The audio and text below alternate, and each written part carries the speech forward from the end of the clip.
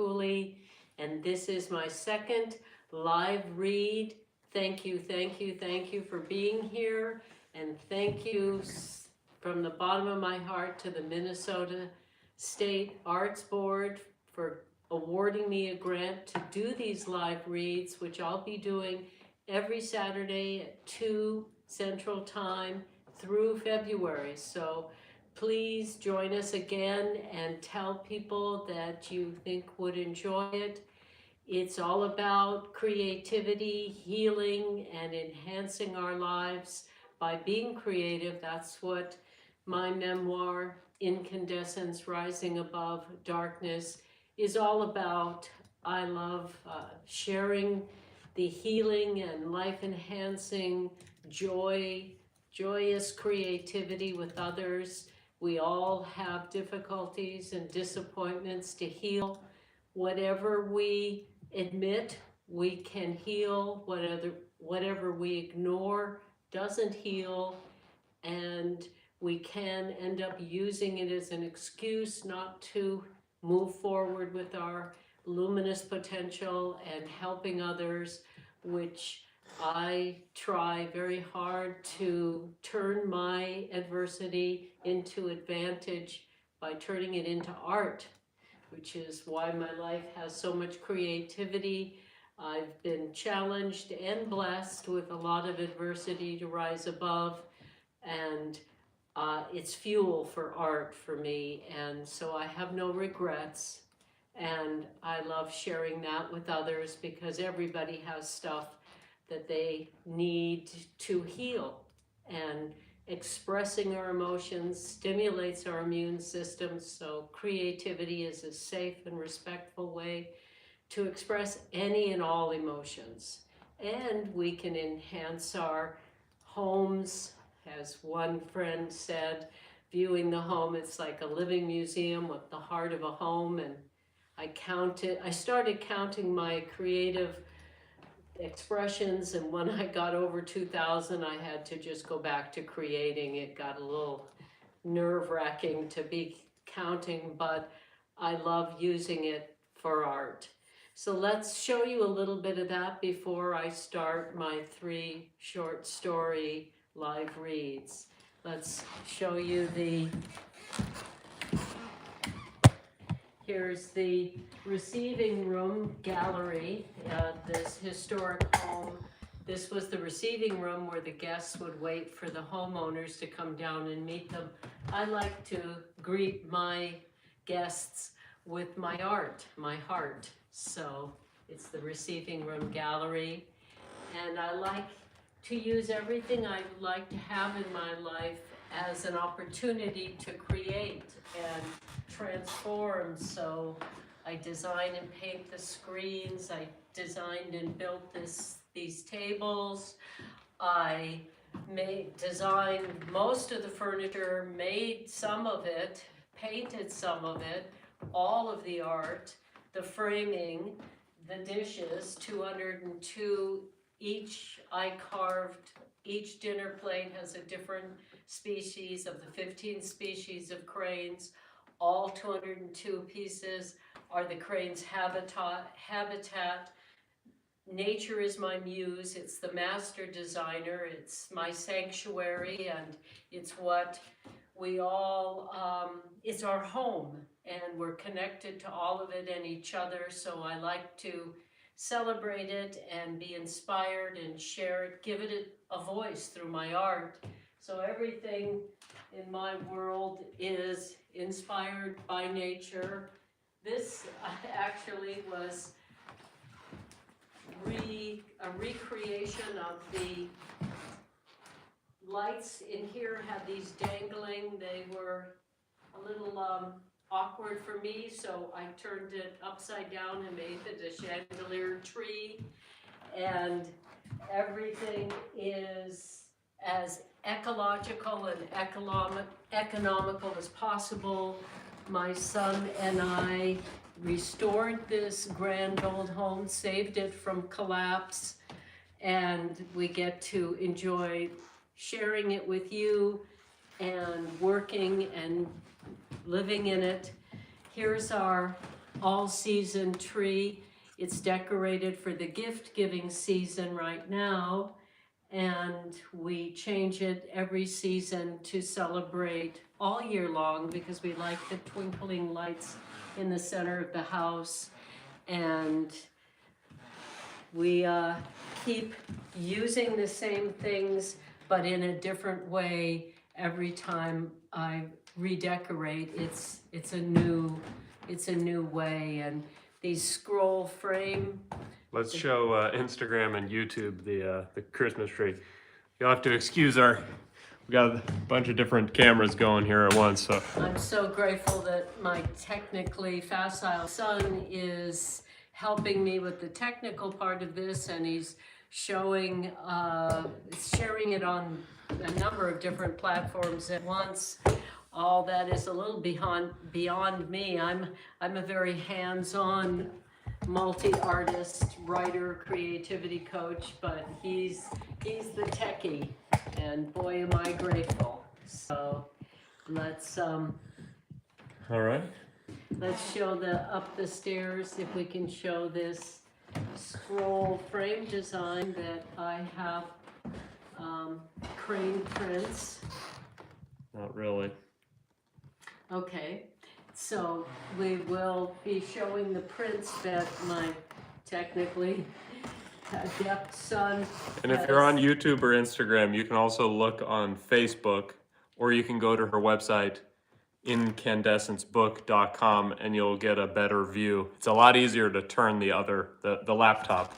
Okay, so he's recording with 3 different devices at once, broadcasting to a number of different places, so I'll just keep expressing myself, and he'll keep trying to capture it and share it with you. I like to think of these as virtual visits. It feels really great to connect with you, especially after this time we've all been in together of social distancing.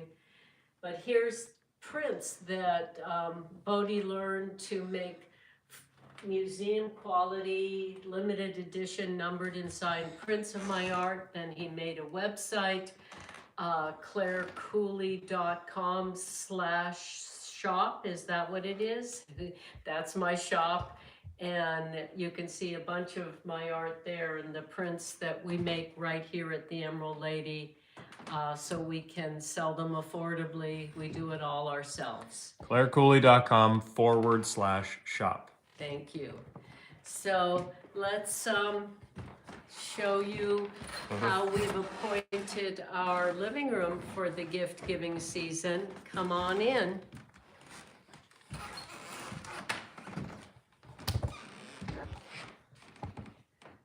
So we have, I love how bright it is in this, especially this time of year with the shorter days. I love the reflectant neutral colors so that the art and the people in the room are what gets our attention. So now I'm going to move to the book, which is what these live reads are about, Incandescence, Rising Above Darkness. I wrote because so many people asked me to, when I talked about some of the things that have happened in my life, they would say that my stories help them heal and face things and be hopeful and get healthier. So I wrote this book to share what I've learned. Some of what I've learned has been sometimes through the hardest stuff I've been through in life. And today I'm going to be sharing some stories that are a very difficult time in my life, but I always ask people to either read all 3 stories. The first one does contain a brief, real description of a sexual assault I went through, and the next 2 stories processing it, but I ask people to hang in there for all 3 short stories so that hopefully it leaves you hopeful, but it may not be appropriate for all ages. You can be the judge of that. But before we do that, I'd like to thank you once again for being here, and to the Minnesota State Arts Board for awarding me a grant to do these live readings every Saturday, 2 p.m. Central Time through February. I'll also be doing blog posts about writing, designing, editing, formatting, and publishing, hoping to inspire you to share your stories. After reading the 3 short stories, I would be delighted to answer any questions. Please write your questions in the comments or text me, and we'll get to them after the 3 stories. My book has 52 stories and 68 pieces of my art and 40 photographs. It's in paperback in full color and black and white. Version is an option. It can also be ordered at any major bookstore or your local bookstores, or online at Amazon, Barnes & Noble, Target, Walmart. The ebook is also available on Amazon, Kindle, and Kobo. The link is in the description. If you give stars to this live stream, it helps support this work. Thank you so much. First thing I'm going to do is share some art, because, as I've said, art, creative expression has helped me heal, find joy, and so it's very important to me. We published the book ourselves because the publishers who wanted to publish the stories didn't understand or didn't agree with the art being in the book. They thought it should be a coffee table book. But for me, they're connected. It's how I got through a lot of tough stuff, was to find the peace, the creative reverie, and the sanctuary in nature. So for me, they're very important to have them together. So between each story is a moment of visual meditation on a piece of art. There's not necessarily, but a couple stories have literal connections to the piece of art, but mostly it's just a moment to breathe deeply and to let go of any thoughts or judgment, and just take in, hopefully, the beauty of nature that has inspired me, hopefully flows through my work to you. So I'm going to share a couple pieces that come before this story I'm reading, and between every story I will share a piece of art. So first, let me share, come on out and help.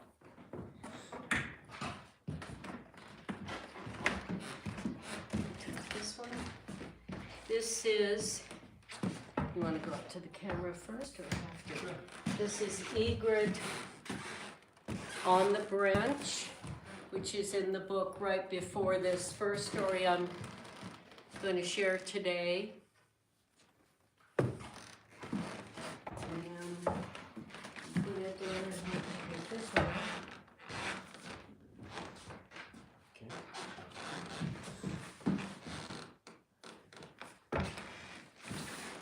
And this is Mama Bird.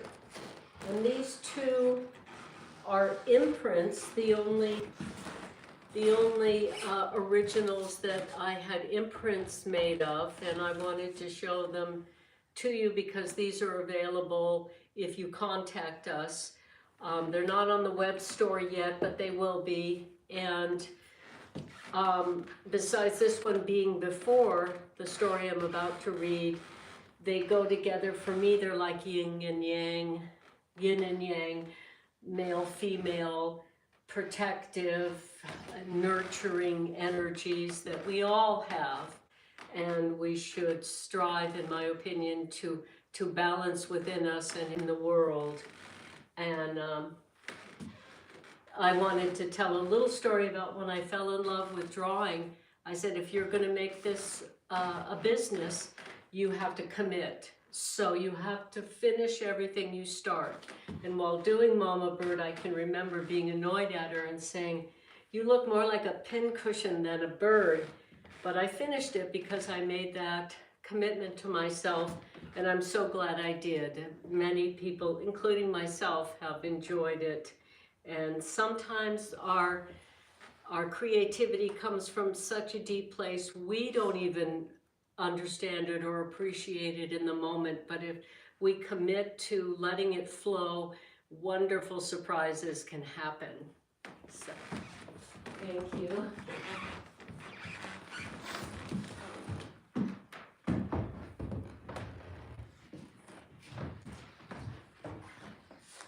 You want me to take that?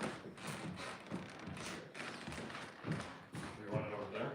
Why not? Any place can be. Shuttling art. Yes, there's always art moving around in our here at the Emerald Lady, but that's a good thing. All right, so now this first story, as I mentioned, may be triggering, so please take a deep breath and look at me now.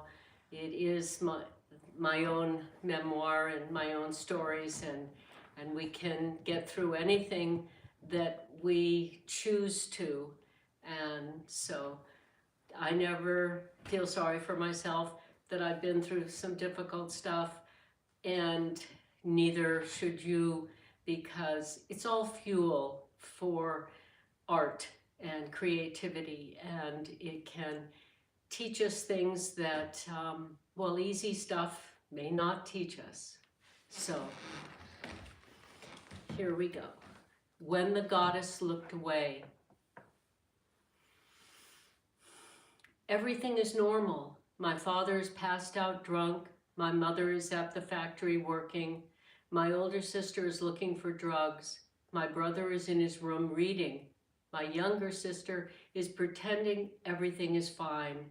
I'm laying on the living room floor, looking at an oceanic picture book, transported by the strange beauty of the creatures that live deep in the sea. Whenever I cannot be in nature, I imagine myself someplace natural, where everything is dignified, even death. Dwelling in these realms, I do not feel lonely. Dreaming of cranes, waterfalls, sunsets, space, and the sea, I'm free and happy. As I look at photographs of creatures living in the lightless depths, I'm fascinated by their unusual elegance. To me, everything in nature is beautiful. I see loveliness even in the ones who frighten me, like the fish with a single light at the end of a long bobbing spine protruding from its head, a light not meant to illuminate its way through the dark, but to lure in prey. A knock at the door shatters my deep water trance. My connection to these ancient ones evaporates as I open the door to one of my father's barroom buddies. His baby face does not fit atop his massive construction worker's frame. He looks uncomfortable and unnatural, like a child trapped in a man's body. I feel compassion for him. He asks for my father while fidgeting with his buttons. My hand twitches, wanting to close the door, but my mind says, let him in. He can wake my father from his intoxicated slumber before my mother comes home and discovers him there. I do not want my mother to find her ex-husband there 2 years after their divorce. Reluctantly, I open the door without speaking and go back to my book on the floor. He does not wake my father, but lies on the floor next to me. I squirm sideways across the synthetic carpet, burning my knees to get further from him. He wraps his vice grip hand around my tiny twig arm. His huge body turns my little body over effortlessly. In the next instant, he is lying on top of me. I cannot breathe as I feel the pressure of his oversized body crushing my small frame, like being pushed to the bottom of the sea. Every muscle in my body strains, but I cannot move in any direction. I feel panic for the first time in my life. In one of his massive hands, he puts both my wrists over my head and reaches down with his other hand, moving my shorts and underwear out of the way. I feel my ribs will snap as he puts all of his weight on my chest. I want to disappear, die, or just cease to exist. I scream silently as he wedges his thick legs between mine. I did not know why, but I knew I should not wake my father. Many years later, I came to understand why I knew he was not safe. My spirit left my body. I could not bear to be in anymore. It was not the physical pain I could not bear, it was the humiliation. I had not kissed or held hands with a boy. I did not go to school, watch television, read, see movies, or have conversations. Though I had never been spanked or forced to do anything before this, I had no word for what was happening to me. I still understood it was wrong, very, very wrong. Looking down from above, my spirit spoke to my empty shell body. He can only hurt your body. He cannot touch you where you really live. Your sacredness is out of his reach. He wants your goodness, but he cannot take it. No matter what happens, do not give your goodness away. Promise you will never give your goodness away. He tried to force himself into my tiny body with a couple of thrusts and then collapsed. I focused all my attention on making the silent promise. I will not let him take my goodness. When I snapped back into my body, I felt a wet heap between my legs. Tears burst from my eyes. He pulled back, looking at me as if waking from a nightmare. Horror twisted his baby face into a hideous shape. He jumped up and ran out, leaving the front door wide open. I went to the empty bedroom and hid behind a pile of dirty clothes in the lightless corner of the closet. Without uttering a sound, I wept tears from the center of my being, from the core of the earth itself. For the first time in my life, I could not bear to be alive. I wanted to leave it all behind. It was not the horror of what the baby-faced monster did to me I could not bear. It was living in a world without protection. I did not want to be in a world where no one was safe. I did not want to live in a world without beauty and grace, a world where people could take something not offered to them, understanding there was a world I had never imagined existed. A world of betrayal was more than I wanted to bear. Minutes later, I heard my father closing the wide open front door behind him. I went to the shower and tried to wash off the feeling of filth, but I could not. I knew soon my mother would be home from work and exhausted, and for her, I had to bear the unbearable secret and withhold all that had happened while she was away. I feared if I told her she might kill my father or his barroom buddy, and she might go to jail, or she would be too sad to bear it. So I thought I had to keep the terrible secret to protect her. I went to the shower until it ran cold, pleading, "Tell me, someone watches over me. Please tell me what just happened was only in an instant," when the goddess looked away.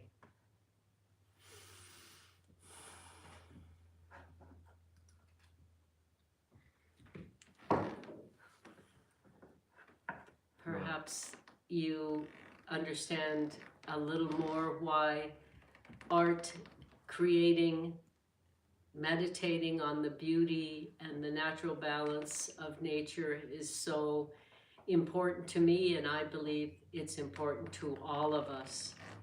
and for all of us. So let me share another piece of art. Here. All right.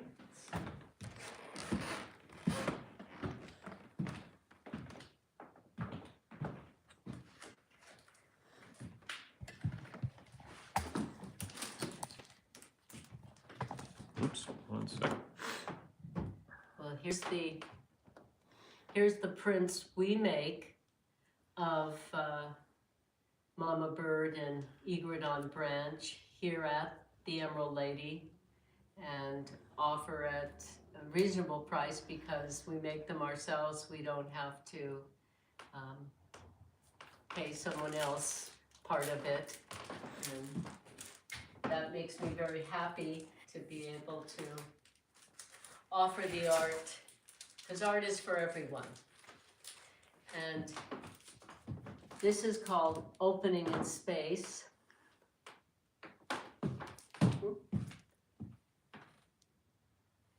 And this is the piece of art Don't trip.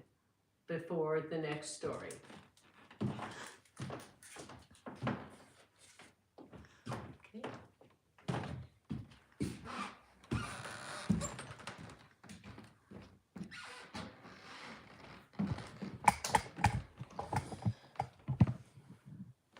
Take a sip of water.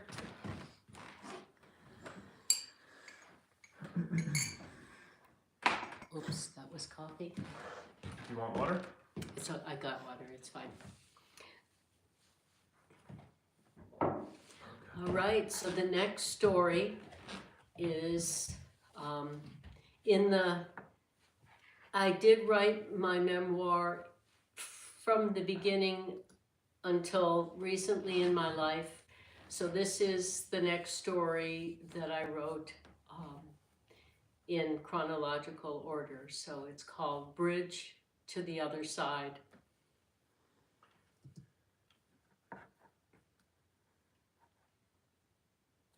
I walked whenever despair came over me. While walking, I never decided beforehand which way to go, which made me feel safer. Bad men could not predict my movements if I stayed spontaneous, I thought.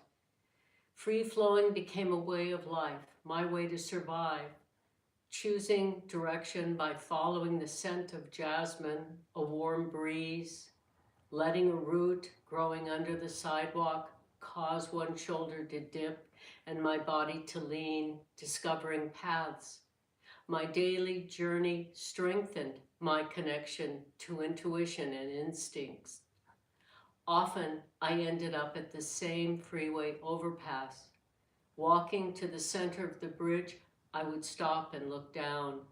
My mind would fill with a sense of relief with the thought of letting go. I would imagine myself falling through space.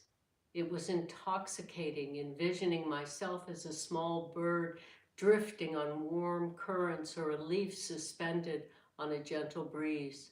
I was happy in those weightless moments, free of gravity, free from harm, free from all earthly concerns. Walking to the center of the bridge, I would stop and stare down. The car lights were like phosphorescent fish, swimming in schools, shimmering luminescence, soothing me. The little car schools of fish scurried away from the big truck sharks. I would see myself leaping over the edge of suffering, over the edge of surrender, over the edge of uncertainty, over the edge of life. I would drift down, losing all heaviness, separation, and desire. Drifting down, I would join the freeway sea and become part of something again. Grace had always surrounded me before this time. Simple things had delighted me. My world had been one where I could find beauty everywhere. Now I could not find natural beauty anywhere. Everything was artificial, without purpose. My longing for death wasn't because of carrying the baby-faced monster's child within me. It wasn't knowing I would never hold this child. It was not this making me desire death. It was the shame of being human making me want to let go. Shame for being born among those who hurt others for pleasure is what made me want to leave everything behind and enter the unknown, the void, and become part of the mystery again. One cool afternoon, I stood on the freeway overpass for so long the sky got completely dark. Watching the schools of freeway fish, I lost all sense of myself. I could not feel my hands on the cold steel rail. The endless stream of traffic made me dizzy. It would be so easy to cross the bridge to the other side. Letting go would be so effortless. Not letting go took all my strength. I was so tired of hanging on, and at that moment I could not think of any reason to. Maybe I would come back as something I could respect, not a human, a crane perhaps. Or I could just turn into light and no one could ever hurt me again. Then the meaning of my name came into my mind, clear, bright light, and my trance of despair broke as I thought of my mother giving me my name. Then I thought, how will she go on without me? What about the innocent and unborn child in my womb who deserves only love? Thinking of others gave me gravity again. The night air on my face felt good. Breathing deep into my lungs, my hands let go of the cold metal railing. In the midst of tremendous pain, I considered others. My blood surged with warmth as I turned away from despair toward love as I walked across the bridge to the other side.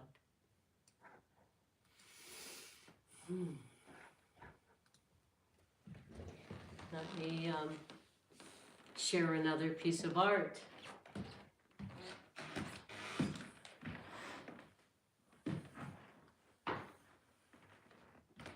Do you need a hand? I got it. This is called Magnolias and Flamingos, or Flamingos and Magnolias. This piece of art, my older nephew, who was very young at the time, I raised both my nephews. My older sister struggled with drug addiction, and so I raised her sons, give them a safe home. And he said when he was a little boy, you always do the flowers small and the birds big. How about do the flowers big and the birds small? So I love it when other people give me suggestions and ideas. The more good brains, the wider our perspective, and I love to challenge myself to create with whatever I have, including other people's ideas to work with. It's a creative challenge I love to take on. So, shall I get closer with this one? Sure. Is that good? Yeah, great. Good. Good. All right. Let's go for the third story. Mm-hmm.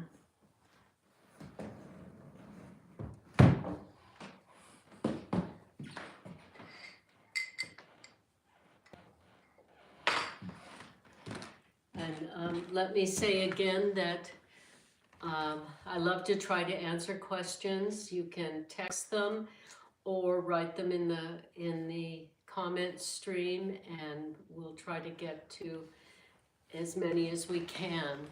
So the third story in this little series here is called Forgiveness is the Best Revenge. It's chapter 16 in my book.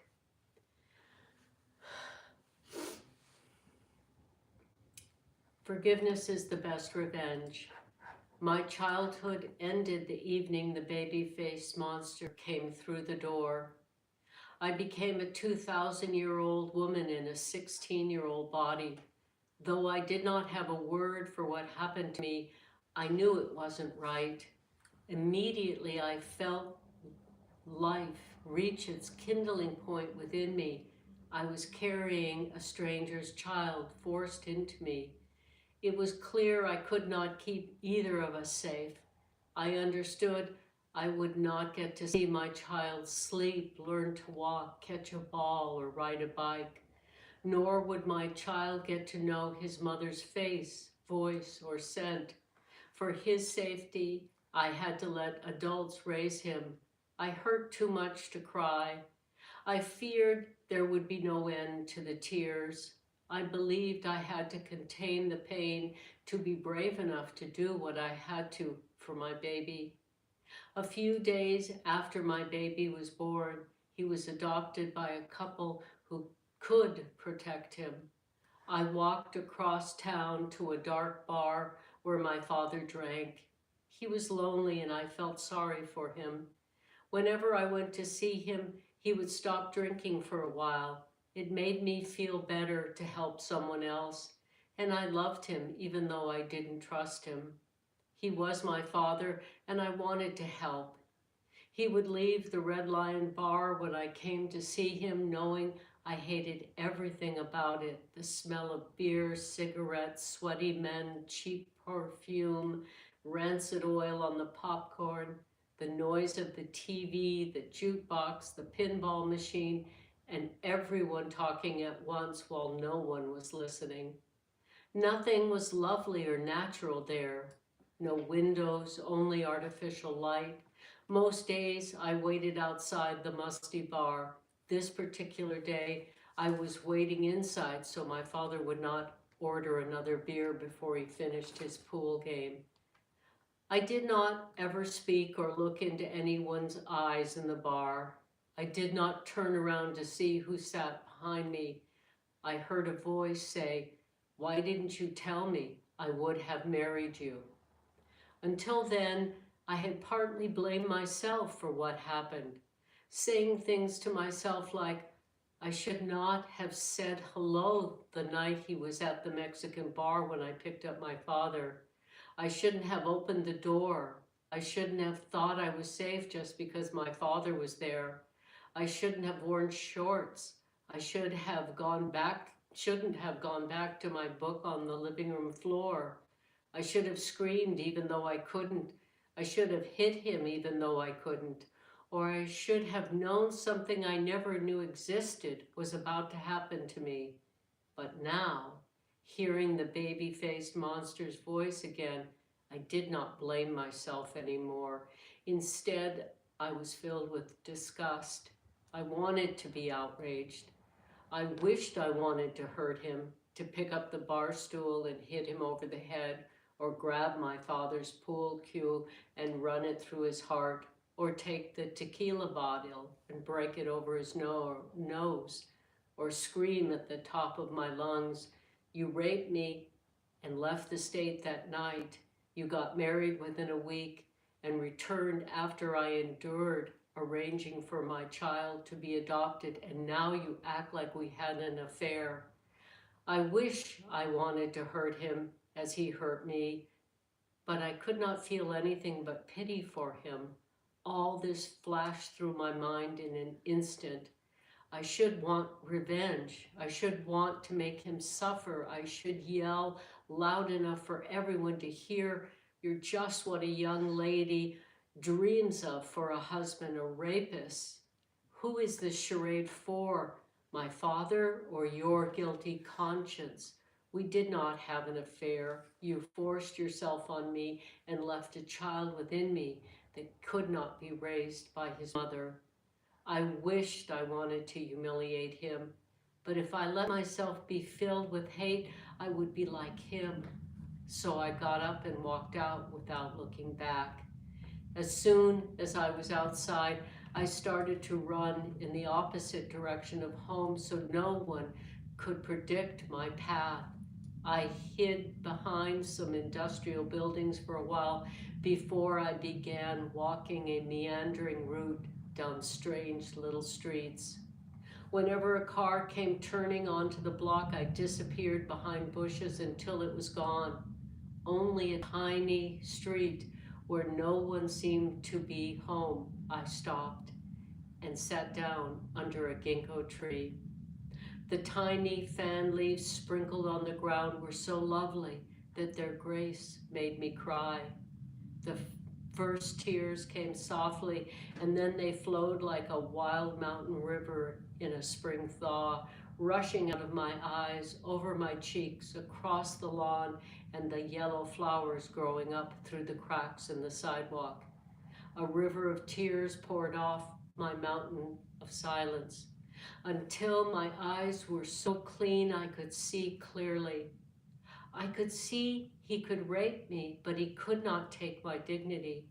I could see he could take my childhood, but he could not take my innocence. I could see my innocence was not lost, just hidden.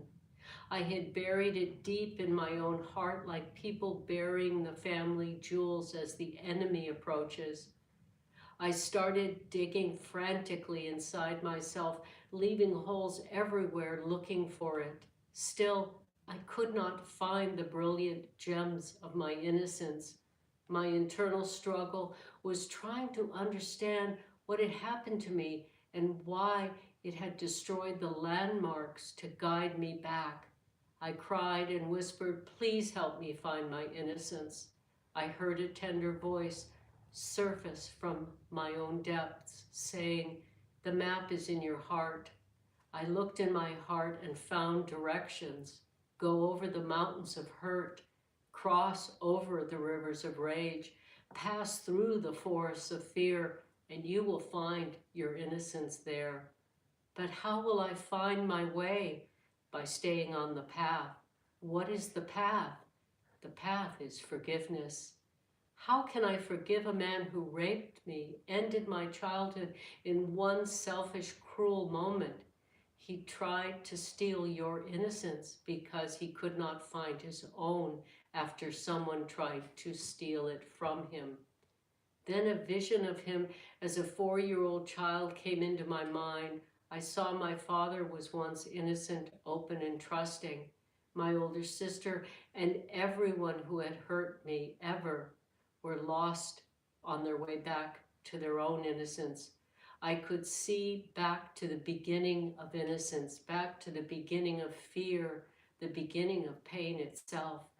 I understood in an instant that the pain people force on others was once forced on them. Some step off the path of pain and find peace, while others do not. I felt compassion for all of those who could not see what I could see. Forgiveness is the only way to end suffering. Forgiveness is the only way to eradicate all the anger and hurt and the fear underneath it all from my heart. Forgiveness is the only way they can never hurt me again. Forgiveness is the way to reclaim all of my heart for love. I picked up a ginkgo leaf and closed my eyes. Waving the tiny fan next to my cheek, I felt the slightest breeze drying my tears, and the world was sweet again as I realized forgiveness is the best revenge.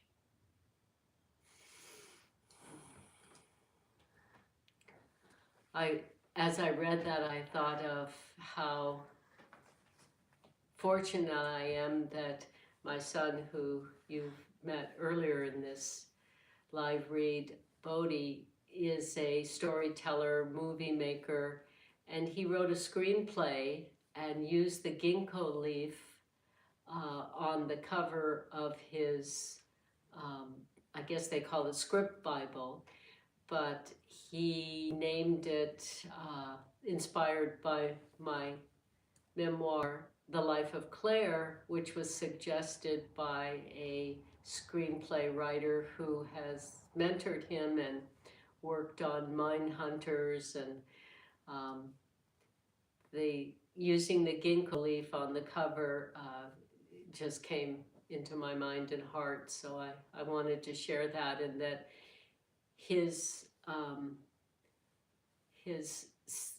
screenplay based on my memoir and my memoir, and his novel, Northport 1999, and his screenplay on that, all 6 things that he submitted to Catalyst were selected by Catalyst, the largest TV festival in the world, and we will be there next year with our work, our literary works, and our hopes of getting the work further out there to inspire, inform, entertain others. So I wanted to share that, and he will be doing a live read at 4 on every Saturday, as mine are at 2 on every Saturday through February. So please join us, join him at 4 today and both of us next Saturday. I'm so honored he asked me to work with him and named us Mother Son Productions. It's deeply fulfilling to assist each other to bring out our very different artistic content and share it with you. I really appreciate you telling anyone you think would enjoy joining these live reads, and you can get the book on incandescence.com or by searching incandescencebook.com or by searching my name on Amazon. You can get the art at clarecooley.com/shop. And thank you for being here. It really warms my heart. And thanks again to the Minnesota State Arts Board for awarding me the grant to do this. And how much time do we have for questions? Yeah, we got about 15 minutes, so. Okay, so if Ed sent in one, he had to leave for a meeting. Yes, so just tell them they can put some in the comments if they have any, and I'll tell you the ones we got. Okay. If you have any questions, put them in the comments and I'll do my best to get to them. And our first question from somebody that's got to leave right away. Great. So Claire Boisneau said thank you. Well done. That's nice. Okay. Thank you. So we got an email question from Jen and said, how do you cope with the difficult stories and writing them? And it's so brave! ! Well, thank you very, very much for saying that. The first time I read this story in front of other people actually was at Sonoma State. The literature professor asked me to read it for her autobiography class, the master's degree program, and a young lady in the class said, "How can you read that story without crying?" And I said, "I've already healed that story. I've healed that, or I wouldn't be sharing it publicly because that's not the place for healing.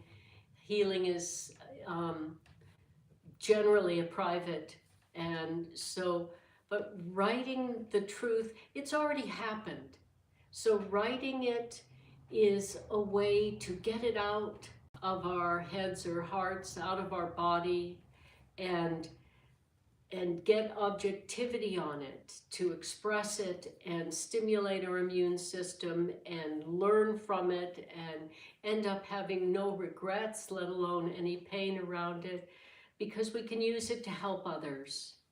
And I refuse to have regrets. Even the most difficult stuff that's happened in my life has made me more compassionate. And so that's a beautiful thing. And that's what I choose. I choose to not let anything or anyone take my love and destroy it. I deserve to feel love, give it, receive it, and those who don't know that about themselves, I hope the best for. There are people we have to love at a distance because they are not safe, but we can face and heal anything we choose to, and writing is a great self sacred self-therapy, sacred witness. Okay. 10 minutes, and so Claire Boisano said, "Love you, little sis." Thank you so much. Yeah. Thank you. Great. So Larry asked, will we be able to watch these videos later? Yes, these go on to Facebook, YouTube, and Instagram, and you can watch them later at any time. Fabulous. Yes, they will be archived on the Creativity Show YouTube channel. Yes. And at incandescencebook.com. Correct. So you can watch them or share them with others at any time. Right. In the future. And then Frankie email sent in, how did you choose art for the book, and why did you choose to add art to your memoir? I love the choice, by the way. Thank you for saying that. I am a creature that has learned to honor my instincts, so I chose art without using my critical mind.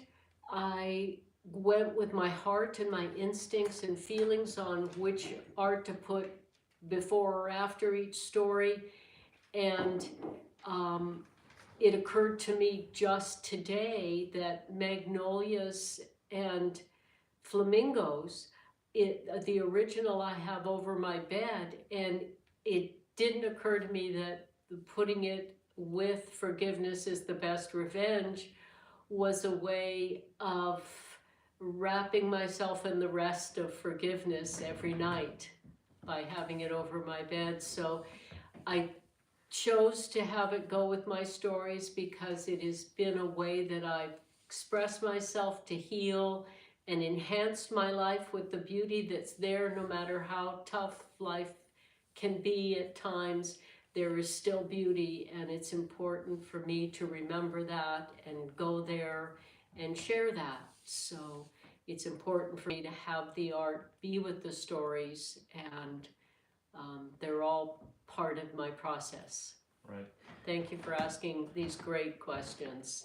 And Claire Boisano wrote, "Art chose you for healing." That's very nice. So there's two technical questions which I'll answer. Ben asked about how did we format the book. Good question. Yeah, so we formatted the ebook and the print book using Apple Pages. And as you can see, it's very standard professional book formatting, and very happy to say we used Apple Pages, and the book turned out really beautiful. Ebook and print book. Color and black and white. Yes, here's a black and white version. The images are in black and white, but you can get the color version, and the images are very accurate and vibrant. In the color version, which I'm out of right now. Yes, but yes. the ebook is also color version, and that leads to the other question, is there an ebook? Yes, there is, and so you can get it on Amazon Kindle or Kobo.com. And yeah, so you can get it on your little e-reader or your phone or your computer. You don't have to have a smartphone or a tablet to get an ebook. You can download it right to your computer. And I want to say that besides adding the art for a moment of rest between the stories, they're all short stories because we all have complex lives, and I like to distill the epiphanies, the moments that broaden my perspective and I learned important things from, down to as few words as possible to offer it to others, hoping it helps them recover hope no matter what. Right, so James Nekadum, who I think we know by a different first name, he said, "Clairvoyance, do you think the perpetrator has heard your story, even though he has probably met his demise?" Well, that's really an interesting question, and my father many years later told me that the perpetrator, who I never saw again after that story and him coming up behind me in the bar, I never saw him, heard about him, but my father told me many years later, and the story about that is in my book, my father acknowledging what happened and his part in it, that the perpetrator became a prison guard and was killed. I have no idea if that's true. This is interesting. This is the moment I might cry because, not just for people that have been abused, but people who have been abusive. I hope they hear this story, or others like it, and it opens their heart to how we're all in it together. We all deserve to heal and forgive ourselves and one another. And so I hope it's helped some abusers feel and love and make amends and forgive themselves. Yes, very good. I didn't know you were going to ask me a question. I was going to cry. But you did it. Well handled. So Shirley asked in email, I was gonna say this needs to be a TV show, exclamation point. When is Catalyst and how can we see the show? I'm gonna let. Yeah, so yes, thank you so much, Shirley, for that. Yeah, so like she was saying, the script that I wrote based on her memoir was selected to Catalyst, and so was the TV show pitch, but also her book was selected in the literary category. So we'll be celebrating all three of those selections in October, and that's here in Duluth. And there'll be a live read of the script. I'll be pitching the show with a presentation, and we'll probably be doing some more live readings of the book. So that's where you'll get a chance to come celebrate that with us. And yeah, tell the producers. Right. We're humble artists. We look wealthy because we make everything ourselves. But you know, those things take a lot of money, and so we need some people that believe in it, that have the deep pockets. And so the more of you who appreciate it and are moved by it and say so, well, the more likely it is to help others and get out there, which is what helps me have no regrets in life, is the more I can help through sharing these stories that I believe the world needs to hear. And victims need to not be ashamed of what's happened to them, and also not shame those who did it, but let everybody heal. Great. Let the world heal. We're all in it together. So, are there any more questions? That was the last one. So that was the last one, and we're almost at the end of our time here. So stay creative and stay compassionate and play and enjoy your own imagination. And we'll see you next Saturday at 2 for my next live read. And please, if you want to make a suggestion, if you have my book, which stories I should read next week, feel free. And come back at 4 for Bodie's live read from his novel, completely different from my real story. His is a fictional reimagining of Duluth with a fascinating set of characters and stories. So thank you so much for being here. Really appreciate it. Warms my heart. Bye.